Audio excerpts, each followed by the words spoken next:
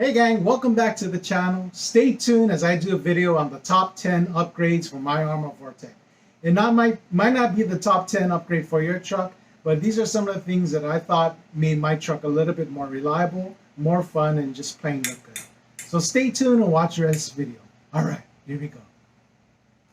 Hey gang, so welcome back. It's been a while since I made some videos and I wanted to do something that, well, the Arrma Vorteks is just something I've been using a lot, and the last time I posted a video was doing these big bore shocks on it. I think I'm pretty much done with it, so I wanted to do a video of all the top 10 things that I did for my Arrma Vorteks. Again, not to only be more reliable and more fun to ride and drive, not really ride, but to drive and play around with, but just to make it also look good. So here's my top 10 list of things that I did to my Arrma Vorteks. So the first thing that I did was upgrade the fan on my Arrma Vorteks. Now, aside from just when you open a box of your brand new RC, I usually go over all the screws and things like that just to make sure everything's tight, make sure that everything's put together, pretty well, that it's not going to break on me the first time. But the second thing that I normally do, because I do tend to run my vehicles sometimes pack after pack or just out, and I just want to make sure that it's going to be reliable, is change the fans, not only the ESC but also on the motor if I can. I've tried different fans in the past, and I wanted to look for something that's just simple and easy just to replace, and the one that I found is the Protek 2111 fan. I'll post a picture of the fan that I mean. I really like the Protek 2111 fan. It's all aluminum. It looks really good. As you can tell by the picture I'm going to post, it's all in black, has like silver accents. It's a 30 by 30 by 10 fan, and I found it a great replacement and drop-in for a lot of vehicles. So not only the Arrma, in this case, if you can look here, I have it in the ESC. It fits in the stock cover, or under the stock cover. Basically just had to use some stainless steel screws, just that are a little bit longer so they can reach and go through not only the fan but through the ESC heatsink, and it's plug and play. I plug it in directly into my receiver. You can plug it into a battery pack or a separate LiPo. If you have the correct plug, you might want to cut off the standard JST plug and plug it into a balance lead or something. But it's simple for me. They cost like $17 off of eBay. They work really well. They seem to flow and blow a lot of air.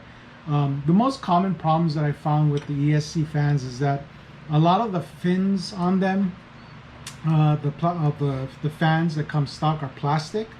So if you watch my video on the Traxxas Haas versus the Traxxas Max that I did at the Cutting Edge District Park, I did find a lot of debris, which is like grass, dirt, and gravel inside of the housing of the ESC, and it actually stopped the fan. So a danger of that is that if your fan isn't blowing, you can possibly and most likely will overheat your electronics. So replacing a fan that might cost under $20, or maybe a little bit more expensive if we look into other different fans, compared to electronics that's at least hundreds if not more, depending on what kind of motor and electronics that you're running. It's a simple thing to do. I found the Protek to be the easiest. Some of the other things that I've been doing in terms of fans are looking into more expensive fans, and these are something that if I need to blow more air, I might move into something like to a GCRC fan. I think these have been touted by Earl Moorhead, and it's the first time I've heard of it. Was through him. Earl Moorhead had these fans. They blow a lot of and move a lot of air. They do keep things cool, but at $60 a pop, maybe $70 ship USPS, I thought they're just a little bit too expensive for me. So I do run them in my or did run them in my felony as well as my infraction, but I found something else through Facebook that people are doing on the Arrma forums, and it's basically picking up these Nidec fans. I've talked about this before. A Nidec fan is basically a fan from a server computer. And basically I just cut off the wires, positive and negative, and then soldered in my own balance lead, and I can run this off a 3S LiPo battery, off the balance plug. So this tends to move a lot of air too, but just for a simple drop-in, the Protek 2111 fan is a great fan. It's cheap, it'll fit into most applications, and you can basically just put it anywhere because of its size. So that's one of the first things, and the first thing that I did for my Arrma Vorteks to increase reliability. The second thing that I did was change my servo. Now a lot of guys and a lot of people are changing their servos for different reasons. They either want more speed, a little bit more torque, or maybe just a little bit of both. So if you watch my video, I really like the JX EcoBoost servos. They're really quick. They're not too expensive, even though I got mine off of Banggood. Recently I've been getting mine off of Amazon. When I first got mine off of Banggood, they were like $40, but I think they're around $50 now. And I've been getting mine off of Amazon because shipping for some reason off Banggood is just taking a little bit longer, especially during this COVID period. So I tried these at first on my Arrma Vorteks, and I found that they're a little bit too quick. So the problem or issue that I had was when I ran the EcoBoost, doing top speed runs. If you watch my video of me on the bridge, doing top speed runs with this, just to see how fast it goes, it was kind of too squirrely for me. Meaning that the controller, even with AVC on, it was just a little bit too touchy. So at speed, it kind of like veered off, wandered off. But there were some other issues that I found out later that wasn't just servo related. But one thing that you will have to note is that this Arrma Vorteks comes with a 23T servo horn, or servo saver, stock servo saver. So usually when you upgrade to a servo, a lot of them are 25T teeth. So you will have to change the servo saver or the servo arm to a 25T arm. So I do have as backup a stock Arrma servo saver, which is a 25T. But in my current situation, I'm actually running an aluminum servo arm on mine, and that's been working out great so far. So that's the second upgrade that I did on my vehicle, is change and upgrade the servo. It gives me more direct steering, faster, quicker steering, to the point that I really like it. So when I turn, I know that I'm turning quicker and a little bit more precise. I did do other things too, such as the hot racing steering system. It's not really necessary. I wasn't sure like how much of a difference that made, but the servo was something I knew I wanted to upgrade. But I changed the hot racing servo steering system as well. It replaces the I think the plastic bushings in here with metal bearings or rubber bearings in there, and it's just a little bit smoother, more direct for your steering. So I guess you can put that together: the servo arm, and the hot racing steering crank steering system. Okay. So the next thing after that, that's number 2, is the servo, was the 17 millimeter hubs and wheels. So as you can see here, I do have 17 millimeter hubs, and I do have Proline wheels with 2.8 trencher tires. That's that. Okay, so this is what I'm currently running, and the issue or reason why people are doing that is just for an upgrade. It gives it not only a taller look, but you can actually swap in different wheels and tires.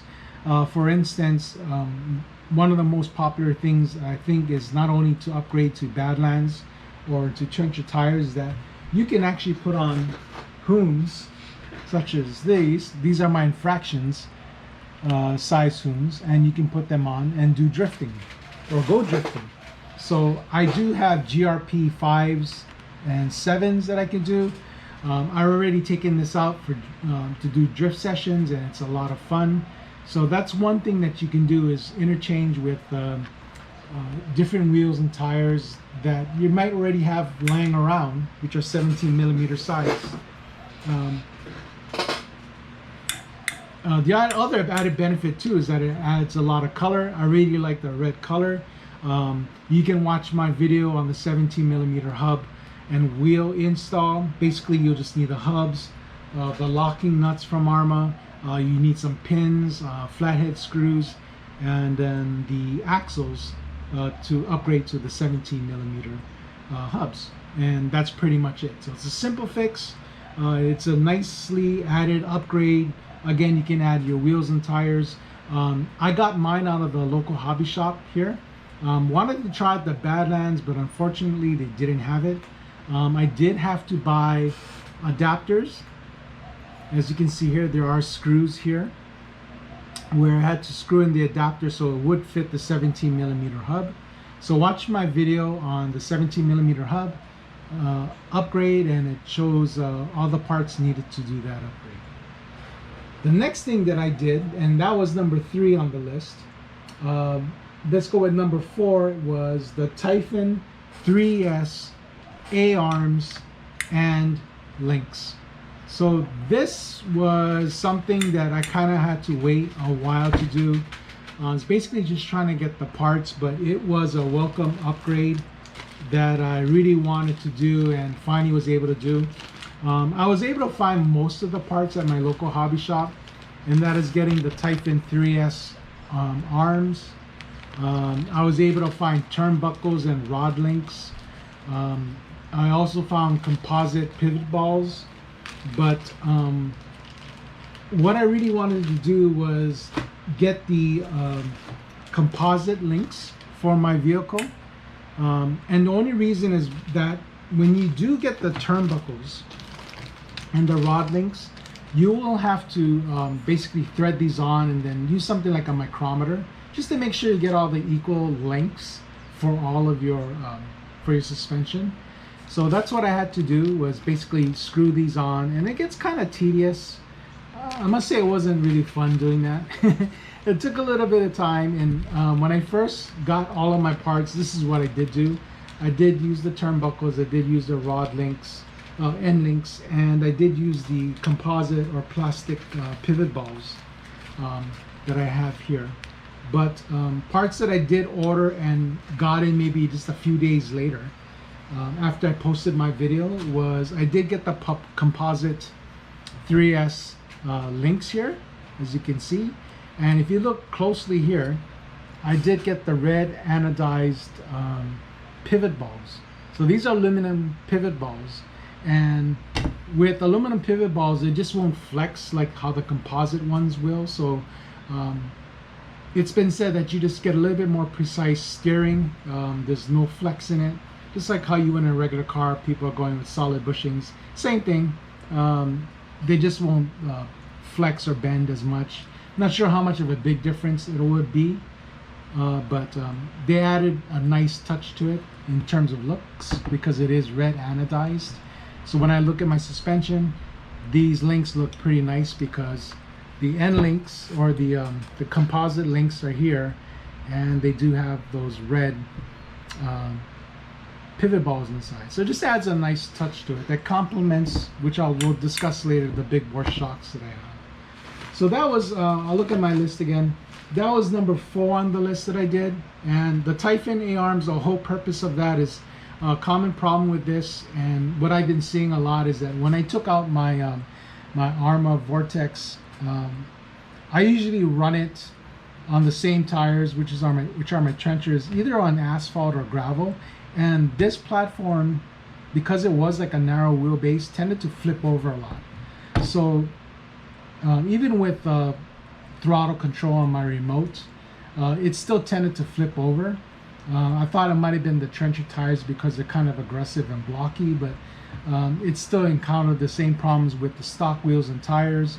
Adding the Typhon 3S arms and end links just made it a little bit wider, so that when you do take turns, that it's a little bit more stable, and it greatly reduced the amount of times that I flipped. I think I've taken this out twice since then, just to go bash, and I haven't had it flip over yet. and it's been at higher speeds than I normally would encounter when I didn't have the Typhon arm. So it's a welcome upgrade that I'm glad to have gotten, because I hate it when you're running your vehicle and it's at a distance and it's far away, and all of a sudden it flips over and you gotta take that journey to walk to get to your vehicle just to flip over. So it's a great addition to add those Typhon 3S arms and end links. Okay guys, so I think that was number 4 on the list. The next upgrade that I did do was add a metal spur gear, and I do have a 20T hardened pinion on mine. So there's some reasons why I did that. It's not really necessary to upgrade to a metal spur gear at first. I would recommend that you do check your mesh on your spur as well as your pinion. I did notice that my Arrma Vorteks kind of made like a different sound at first, and then later on it developed into a different sound. But if you watch my video, it turned out to be more of fluid in my differentials, because when I double check my my mesh on my gears and everything, that was fine. But I figure, you know, I did upgrade, and I'll talk about this again later. It's later on my list, my electronics. So I do have a Mojave V2 6S system in here. That was the reason why I did upgrade to the metal spur gear. So since I was checking my spur gear and my mesh on my gears, I upgraded to the metal spur gear. If you buy them new, they do come with 4 slipper plates or clutches, so you will not have to add a 4th. I think Earl Moorhead, when I was watching his videos, he was saying to double check your slipper plates just to make sure there's 4 in there. I think he was tinkering around and he said there's only 3 in one of his, so I'm not sure why that is. But when I checked mine and I got mine new out of the package, it already came with 4 slipper clutch plates, so I didn't have to worry about that. Okay guys, so that was number 5 on my list. Number 6 kind of coincides with a lot of the things we discussed. Watch my video on this one. It's the center brace. I first looked into getting the center brace upgrade because it was in addition to the upgraded parts that you can get on the website on Arrma. It lists all the parts needed except for the center brace. There is no part number on the Arrma website at the time of the release of the Arrma Vorteks, and it didn't tell you what size you needed. It basically gave you all the part numbers for the rubber bushings, the pins, the center brace connectors, but never really told you what size or length center brace that you needed. I do have an Arrma 4S Creighton, and took the center brace out of that and tried to fit that into my 3S Vorteks, and it was too long. So after kind of like doing some research, I took a chance and ordered the 200 millimeter size one. I think there are other sizes, but couldn't find it at the local hobby shop. It's pretty rare and hard to find this. I actually ordered mine off of eBay and got mine out of Europe, out of Great Britain. It took basically like 3 weeks to almost a month just to get the center brace. Basically, your Vorteks will have everything to mount it.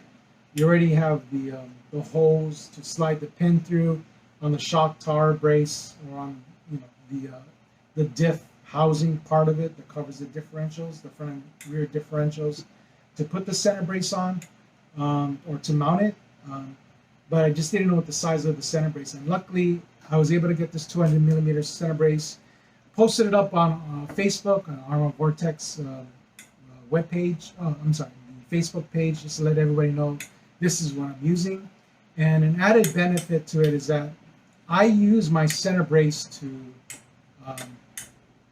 mount my fan for my motor. So again, I am running the Mojave V2 or version 2 electronics, which is a 6S system, and I didn't have the heatsink for the motor.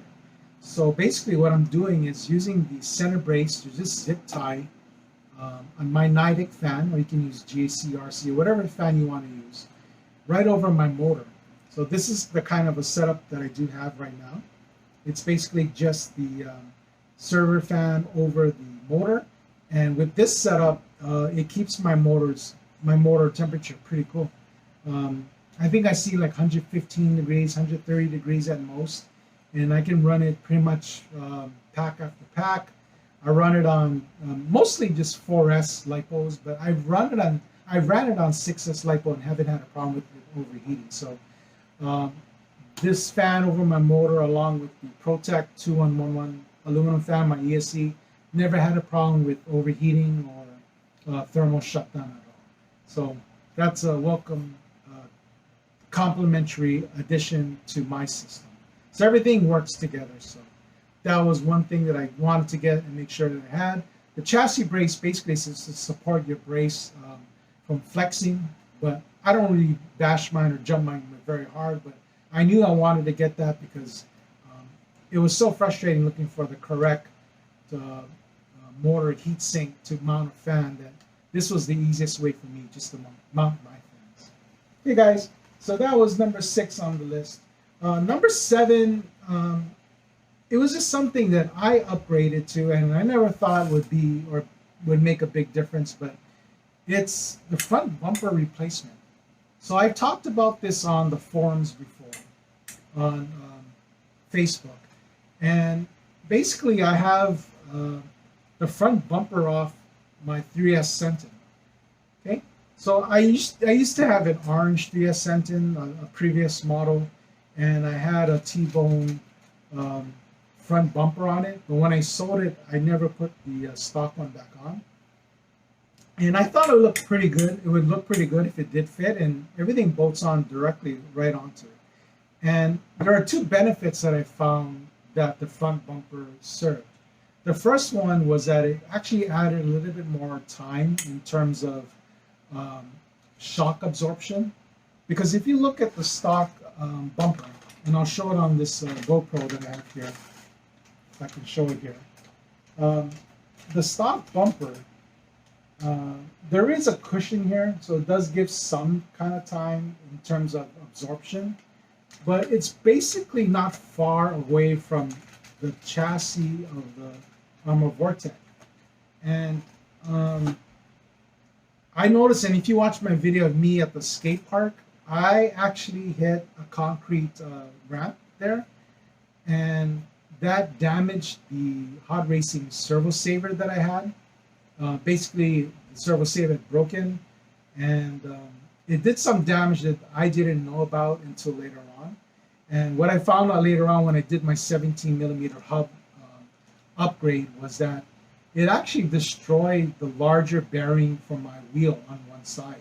Basically, the bearing had bent and was causing binding. So a lot of the issues that I had when I was doing speed tests on the bridge was that my Vorteks would wobble, or kind of like drift to one side or another.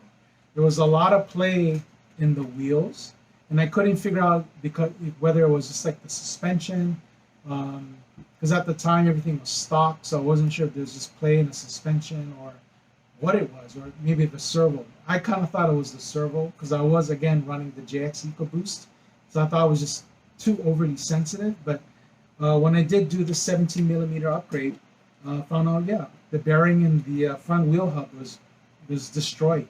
So that was one thing that I've noticed, that once I upgraded to this Senton front bumper, it seems to take absorption and impact a lot better. Seems to protect my front end. I'm not sure if it's any wider, but if it is, what I think it is, it seems to protect my front end a little bit better. My shocks, my links here, hopefully it'll protect the front hubs from happening again. And the other welcome added feature is that it became a great carrying point for me. So when I go to the park, it's perfect for me to carry. I can slip my fingers right through it, and I can comfortably carry this. So usually I'm with my kids, my 2 girls.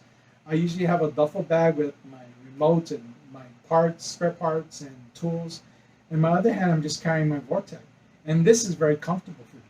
The other end, the wheelie bar, kind of isn't comfortable because it has this plastic centerpiece here, so I can't if I have to carry it, I would have to kind of carry it like this, and it's not very comfortable. But in terms of the front bumper, because it is thinner, I can just carry like this all day and not have to worry about dropping it or anything. It's just super comfortable for me. So that's my, I guess, a hidden upgrade for me. You can do it if you do it. I just so happen to have the part, so it was a free upgrade for me. So gang, that was number 7 on my list. The next one is the last video that I did, and it's these big bore shocks. Now, I wanted to do the shocks just for looks primarily. I know a lot of people have been talking about the Proline shocks. Proline makes shocks with the front and rear, and then when I went to my local hobby shop, they actually did have it in stock, but they're $80 a pair. So that would be $160 just to replace the front and rear. And to me, it didn't add the look or get the look that I wanted, because I was basically kind of going over or wanted to achieve like this black and red theme. And that was the primary reason of me wanting to upgrade my shock to aluminum shocks, is to go for those colors. So I got these shocks off of eBay. They're called the big bore shocks. And then they do come in different colors. So they come in light blue, dark blue, black, silver, gold, this red, and of course purple. So for those of you who have the purple body, that'll be a great compliment for you, because they come with purple shocks. For me, this is a great compliment for me, because my body is blue, red, and white, and these red shocks show off everything here. And it goes along with the theme, especially with the 17mm hubs and the wheel or hex axle nuts on it. So everything will match and does match well with the look that I wanted to achieve. Another good thing about the big bore shocks is that they do come with thicker pistons. So the rods or the pistons on these are a little bit thicker. I think another alternative was ZD Link, or ZD, not ZD Link, but ZD or ZL, I forgot the name of the brand, shocks, and you can get those off of Amazon. They do have like these covers over the shafts, and I think they have those covers over the shafts because they are thinner than these big bore shocks. So I noticed and read some comments that people who have been doing a lot of high jumps or big jumps or bashes have already bent those ZD or ZL Link piston shafts or the shock shafts on theirs already. They can bend it back by just using a pair of pliers and everything, but these big bore shocks are a little bit larger, so I haven't run into that problem with bending mine. But again, I don't do any high jumps or super heavy bashing on mine, and basically I wanted to upgrade the look of mine. Great thing about these shocks is that they look great. They do come with adjusters. I thought they didn't come with preload adjustments, but because the adjustments are smooth here, they're not like lock nuts on typical shocks, so I thought you couldn't adjust it. But I found out later that I could, so I added a lot of preload, and the suspension is very plush now. I've already taken this out a few times, and I really like the way that it absorbs everything. So that's a great benefit too. So primarily, again, I was just going for the looks, but so far they've held out really well. It's great for the price. You can get them 25% of the cost of Prolines. Again, they were like only $40 from eBay, compared to like $160 it would have cost me to get Prolines. I just didn't think it was worth it for me. It might be worth it for you if you do racing, or if you just want the best for your truck. Everyone has their own preference, but for me, I just wanted to get the looks for my vehicle. I just basically play and bash and have fun in my vehicle. So these big bore shocks were just enough that I needed, so I'm happy with that. The next thing that I did was motor and ESC upgrade. Now, a lot of people have been upgrading motors on theirs. A lot of us have RCs already. So I'm pretty sure a lot of us have tinkered with different motors, different ESCs, just to power up on theirs. You can watch my videos on some of the things that I powered up. And one of the things that I did modify was my Arrma Mojave. I basically had picked up on Thanksgiving Hobby Wing Max 6 and replaced the electronics in there with a motor and Max 6 ESC, and took the electronics out of that and put that into my Arrma Vorteks. So I've already run the 6S LiPo system in this thing, and it's blazingly fast, too much to the point where it's uncontrollable, I think. It's fun to run 6S. So far, I haven't had any problems with the axles breaking or anything like that.